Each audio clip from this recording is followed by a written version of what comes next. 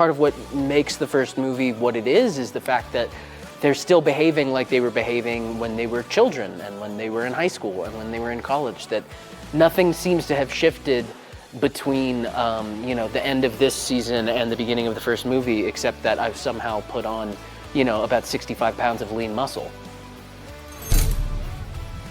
From Seth? Yeah, I learned a lot. It would be great if I had learned more, but it's not because he's a bad teacher or anything. It's just because I think a lot of what he has can't be taught.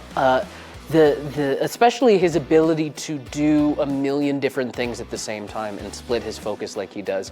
I don't know how he does it without performance-enhancing drugs or without going absolutely insane. I would say if I've learned anything, it's how to get pissed off at somebody for doing a lot and making it look effortless.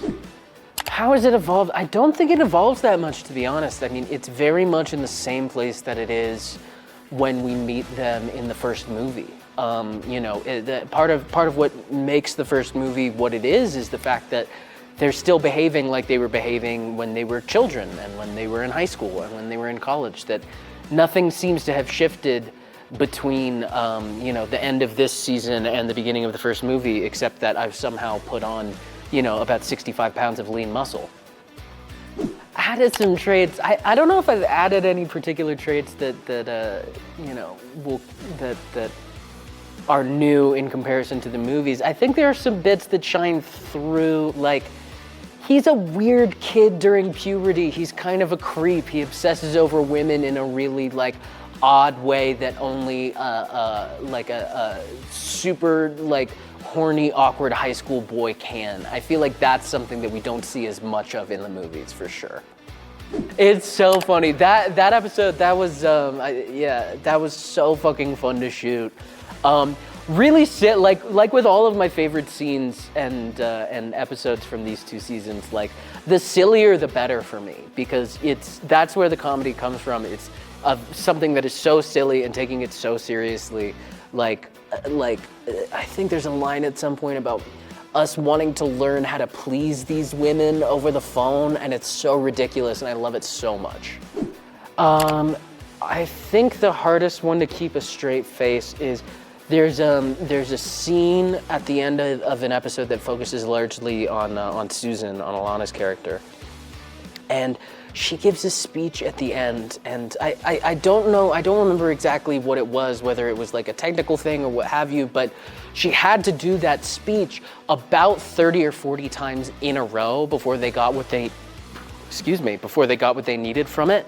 And I had to be making eye contact with her the entire time. And I was willing, because she was working so hard that doing something like that, a speech like that so many times in a row, is so fucking draining in a way that you can't even imagine. And out of just solemn respect for her, I was able to maintain a straight face despite how funny she is. I think the part of it is, going back to the phone sex thing, I think using the landline is hilarious every time I do it. I don't know anyone in my life who still has a landline phone. That's a little bit ridiculous. And then also lusting after the Sports Illustrated swimsuit issue, I think is a hilarious relic of that time period. Because at that point too, they were just maybe 6, 7, 8 years away from the advent of internet porn in that huge destabilizing way. So yeah, those are two very funny relics to me. I didn't have to learn shit. I play Dungeons and Dragons all the time. I love it so much. I'm a DM.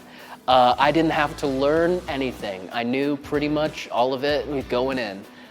It was super fun. I loved shooting those episodes, or that episode rather. How long have you been playing? I've been playing on and off since probably 2020, 2021, something like that. I got into it over the pandemic like a lot of people did.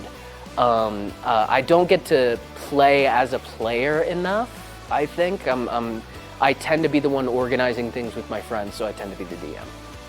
Well, here's the thing. He's the same loser that he was, yeah, but then, as I said before, when we cut to the first movie, he's still the same loser. We know that he stays that way at least until his 30s. So I don't think it's too much of a spoiler or too much of a shock to say no. At the end of the finale, he is absolutely still the same loser.